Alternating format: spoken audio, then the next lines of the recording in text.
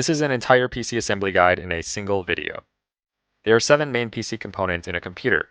You have your CPU plus cooler, your motherboard, your RAM, storage, graphics card, power supply, and case.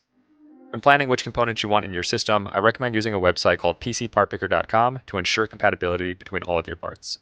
Now let's start by installing as many parts onto the motherboard before moving it into the case. With the CPU, locate the golden triangle corner of the processor and align that with the triangle corner of the motherboard socket. You shouldn't have to force this, the CPU should drop nicely into place and you can lock it down into the socket. Now many CPUs come packaged with a stock cooler that does have pre-applied thermal paste.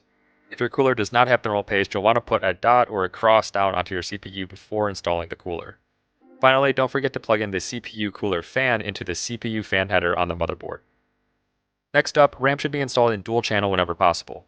Check your motherboard's manual for the recommended RAM slots to use.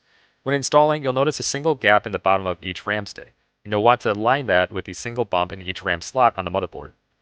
Align those two and you should be able to press down to click the RAM into place. Now let's install the motherboard into the case and start by inserting the I/O shield into the back of the case. Then you can place the motherboard on the case standoffs and screw it into place to secure it. This is a good time to install the power supply, generally in the bottom back of the case. Secure it with some screws and then let's do some cable management. The largest power supply cable is for motherboard power, installs on the right side of the motherboard. CPU power cable plugs along the top side of the motherboard. You'll also need to plug in a few things from your case, like the USB and front panel cables. Locations of these vary from motherboard to motherboard, so I recommend just checking your manual. Up next, let's install the storage, in this case a single SSD.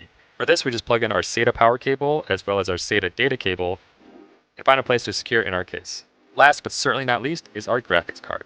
For this, you want to install in the topmost PCI Express slot, and you should be able to click it into place without much force.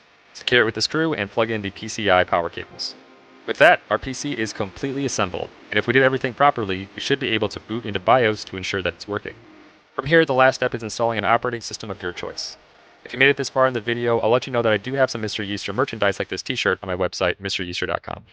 This video moved pretty quick, but that's because